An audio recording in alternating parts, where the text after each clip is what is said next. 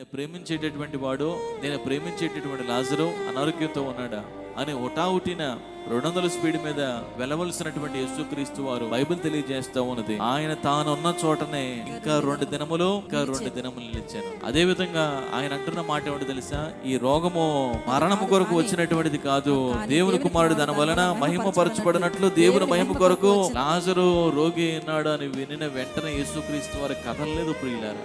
ఆయన ఇష్టం ఏమండి, కొన్ని విషయాలు మనం దేవునికి అప్పగించుకోవాలి. జీవితంలో కొన్ని సమస్యలను దేవునికి అప్పగించుకోవాలి, కొన్ని విషయాలు దేవుని చిత్తానికి అప్పగించుకోవాలి, కొన్ని పరిస్థితులను దేవునికి అప్పగించుకోవాలి, దేవుని ఉద్దేశానికి అప్పగించుకోవాలి, దేవుని సమయానికి అప్పగించుకోవాలి.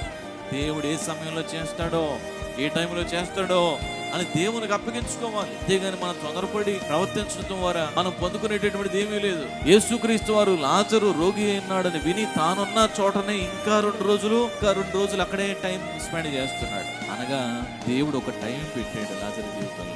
లాజరు స్వస్థత కొరకు దేవుడు ఏం చేశాడు? ఒక సమయం పెట్టాడు. హల్లెలూయా. మన జీవితంలో కూడా సమయం దేవుడు ఫిక్స్ చేసినాడు. సమయం దేవుని చేతిలో ఉన్నది. మన విషయాల్లో కూడా దేవుడు ఉద్దేశాన్ని కలిగి ఉన్నాడు. కాలములు, సమయములు తండ్రి తన స్వాధీనంలో పెట్టుకున్నాడు. సహోదరుడు